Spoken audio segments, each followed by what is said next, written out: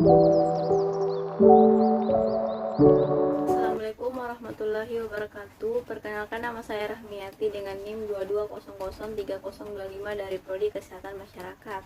Di sini saya akan menjelaskan tentang sasaran dan ruang lingkup ketiga. Sasaran dan ruang lingkup ketiga. Di tempat kerja ada lingkungan kerja, dan di dalam lingkungan kerja ada pekerja. Ketiga ada tiga, yaitu keselamatan tempat kerja, kesehatan pekerja, dan kesehatan lingkungan kerja.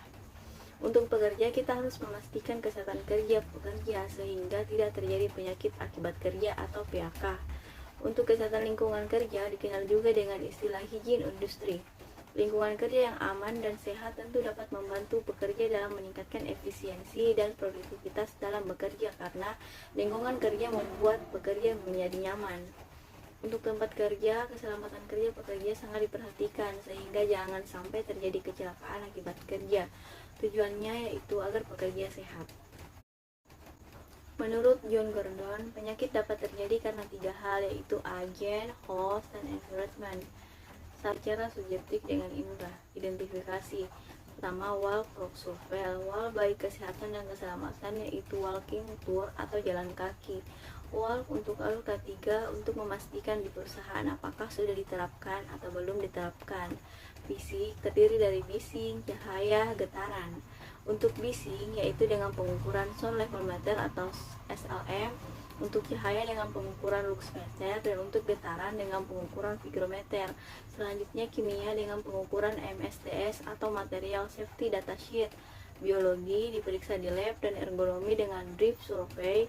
Selanjutnya psikososial dengan SDS atau survei diagnosis stres. Inti dasar ketiga ada tiga, yaitu identifikasi bahaya potensial hazard, pengendalian, dan pencegahan. Tujuan dari inti dasar ketiga yaitu jangan sampai terjadi kecelakaan akibat kerja.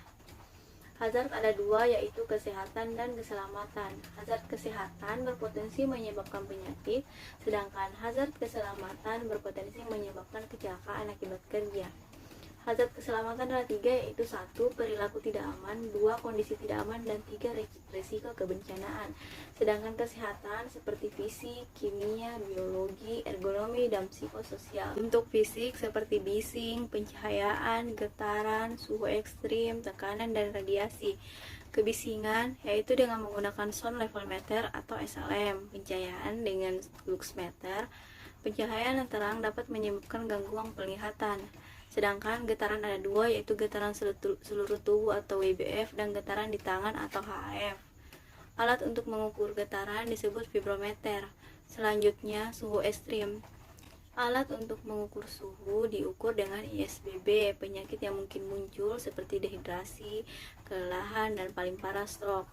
Suhu ekstrim disebut juga dengan nama tekanan panas atau iklim panas, dan bisa juga suhu panas atau suhu dingin. Selanjutnya, tekanan dengan menggunakan barometer. Radiasi, alat ukur yang digunakan yaitu electromagnetic radiation. Selanjutnya, hazard kimia bisa dalam bentuk debu, uap, gas, larutan, dan kabut. Hazard selanjutnya yaitu hazard biologi. Semua yang hidup dan menyakiti termasuk ke dalam hazard biologi seperti virus, jamur, bakteri, parasit, vektor, binatang, dan tumbuhan. Untuk hazard ergonomi seperti postur, force, durasi, frekuensi, alat kerja, dan desain layout. Selanjutnya, hazard psikososial seperti overload quality and quantity, role ambigu, role conflict, tidak adanya pengembangan karir, responsible for people, and monotony. Bising yaitu suara yang mengganggu, dan jika di dunia ketiga disebut dengan nilai yang melebihi ambang batas. Alat untuk mengukur bising disebut sound level meter atau SLM. Ini adalah gambar dari SLM.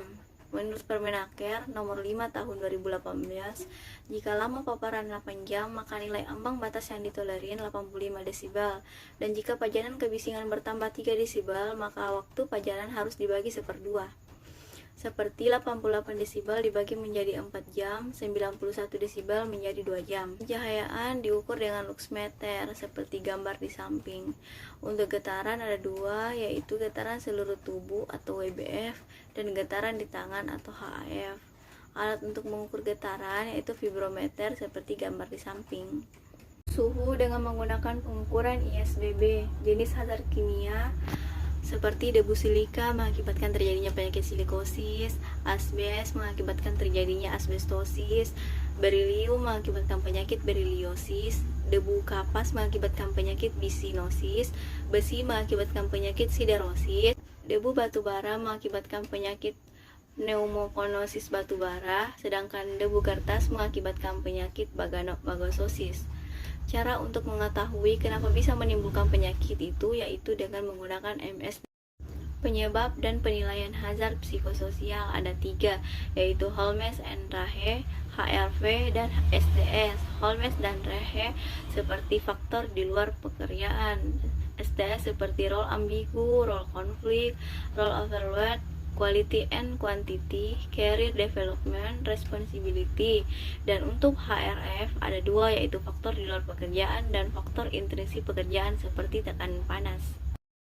Prinsip pencegahan dengan level and Clark, yaitu health promotion atau peningkatan kesehatan, specific protection atau perlindungan khusus, early diagnosis and prompt treatment atau diagnosis dini dan pengobatan yang tepat, disability limitation, dan pencegahan kecacatan yang terakhir yaitu rehabilitation atau pemulihan.